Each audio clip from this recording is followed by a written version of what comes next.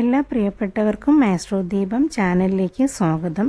ഗുരുവായൂർ ക്ഷേത്രവും ക്ഷേത്രനടയിലെ ഉരുളിയിൽ വച്ചിരിക്കുന്ന മഞ്ചാടിക്കുരുവും പലരും കണ്ടിട്ടുണ്ടാകും. എന്തിനാണ് അവിടെ മഞ്ചാടിക്കുരു വച്ചിരിക്കുന്നതെന്നും എന്താണ് അതിന് പുറകിലുള്ള കഥയെന്നും നിങ്ങൾ കേട്ടിട്ടുണ്ടോ? കേട്ടിട്ടുള്ളവർ എസ് എന്നും അറിയാത്തവർ നോ എന്നും കമൻറ്റ് ചെയ്യണേ. ഇനി നമുക്ക് കഥയിലേക്ക് കടക്കാം. ഗുരുവായൂരപ്പൻ്റെ തീവ്ര ഭക്തയായിരുന്നു ഒരു വൃദ്ധയായ അമ്മ. വളരെ അകലെയുള്ള ഒരു ഗ്രാമത്തിലാണ് ഈ അമ്മ താമസിച്ചിരുന്നത്. തൻ്റെ ഗ്രാമത്തിൽ നിന്നും കാൽനടയായി ആ അമ്മ എല്ലാ തിങ്കളാഴ്ച ദിവസവും ഗുരുവായൂർ ക്ഷേത്രത്തിൽ ഭജനമിരിക്കാൻ വരുമായിരുന്നു. എന്നാൽ വാർദ്ധക്യ സഹജമായ അസുഖം നിമിത്തം ആ അമ്മയ്ക്ക് കാലം കഴിഞ്ഞപ്പോൾ അതിന് കഴിയാതെ വന്നു. എന്നിരുന്നാലും പരമഭക്തയായ ആ അമ്മ സദാസമയം നാമങ്ങൾ ജപിച്ചുകൊണ്ടും ഭഗവാനെ ഓർത്തുകൊണ്ടും കാലം കഴിച്ചുകൂട്ടി. ഒരു ദിവസം തൻ്റെ വീട്ടുമുറ്റത്തുകൂടെ ഭഗവാനെ ഓർത്തുകൊണ്ട് ആ അമ്മ നടക്കുകയായിരുന്നു. ആ സമയത്താണ് അമ്മയുടെ കണ്ണിലേക്ക് തൻ്റെ വീട്ടുമുറ്റത്ത് നിൽക്കുന്ന ഒരു മഞ്ചാടി മരം കാണാനിടയായത്. അതിൽ നിന്നും ധാരാളം മഞ്ചാടിക്കുരുക്കൾ തൻ്റെ മുറ്റത്തേക്ക് വീഴുന്നുണ്ടായിരുന്നു. അത് കണ്ടിട്ട് വല്ലാത്തൊരാഗ്രഹം ആ അമ്മയ്ക്ക് തോന്നി. ഈ മഞ്ചാടിക്കുരുവിൻ്റെ നിറവും ഭംഗിയും കണ്ട് അതെടുത്തു വയ്ക്കാനും എന്തെങ്കിലും ഗുരുവായൂർ ക്ഷേത്രത്തിലെത്തിയാൽ അത് ഭഗവാന് സമർപ്പിക്കാനും അമ്മ തീരുമാനിച്ചു. ഇങ്ങനെ മഞ്ചാടിക്കുരുക്കൾ ഓരോന്നായി പറക്കി ശേഖരിക്കാൻ അമ്മ തീരുമാനിച്ചു. അതോടൊപ്പം തന്നെ തൻ്റെ വീട്ടുമുറ്റത്ത് നിൽക്കുന്ന ഒരു കുന്നിക്കുരു ചെടിയും അമ്മയുടെ കണ്ണിൽപ്പെട്ടു. അതിനാണെങ്കിൽ നല്ല മനോഹരമായ കറുപ്പും ചുവപ്പും ഇടകലർന്ന ആ കുരുക്കളായിരുന്നു. അത് കണ്ടപ്പോഴും അമ്മയ്ക്ക് കണ്ണനെയാണ് ഓർമ്മ വന്നത്. ഇതും കണ്ണന് സമർപ്പിക്കുകയാണെങ്കിൽ അതും അദ്ദേഹത്തിന് വളരെയധികം ഇഷ്ടമാകുമെന്ന് അമ്മയുടെ മനസ്സ് മന്ത്രിച്ചു. പിന്നീട് ഓരോ പ്രാവശ്യവും മഞ്ചാടിക്കുരു കാണുമ്പോൾ അമ്മയ്ക്ക് കണ്ണനെയാണ് ഓർമ്മ വരിക. എത്രയും വേഗം കണ്ണനെ കാണുന്നതിനും അങ്ങയുടെ നടയിൽ ഈ ഒരു മഞ്ചാടിക്കുരു സമർപ്പിക്കാനുള്ള ആരോഗ്യം തരണേ എന്നായി ആ അമ്മയുടെ പ്രാർത്ഥന. അവസാനം ഒരു ദിവസം അമ്മ തീരുമാനിച്ചു മഞ്ചാടിക്കുരുക്കളുമായി ഭഗവാനെ കാണാൻ തന്നെ പോകാമെന്ന്.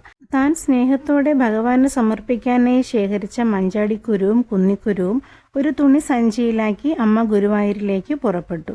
നടന്നു ക്ഷീണിതയായ അമ്മ ഒരു തണൽ മരച്ചുവട്ടിൽ വിശ്രമിക്കാനിരുന്നു. ആ സമയം ഭഗവാന്റെ നടക്കിരുത്താനായി ആനയും കൊണ്ട് കുറെ പേർ ആ വഴി നടന്നു പോകുന്നുണ്ടായിരുന്നു. ആനയെ കാണുന്നതിനായി ധാരാളം ആൾക്കാർ അവിടേക്ക് വന്നു. അതേസമയം തന്നെ ആനയ്ക്ക് മദമിളകി.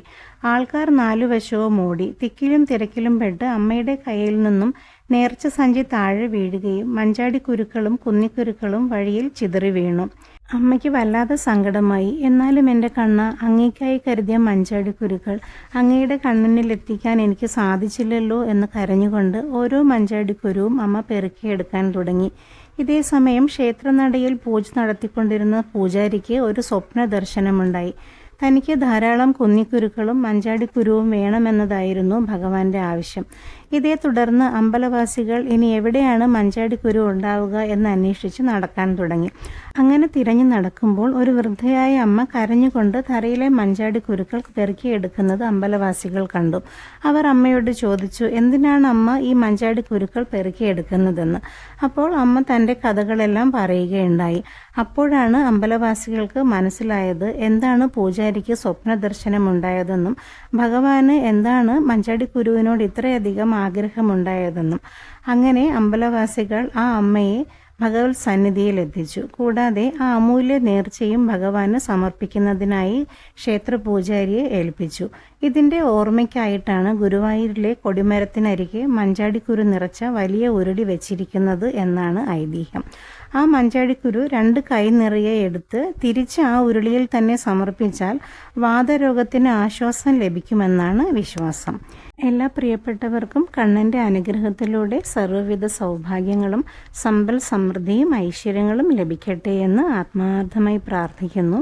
ഇത്തരം ജ്യോതിഷപരമായ കഥകളും കാഴ്ചകളുമായി വീണ്ടും കാണാം. നന്ദി, നമസ്കാരം.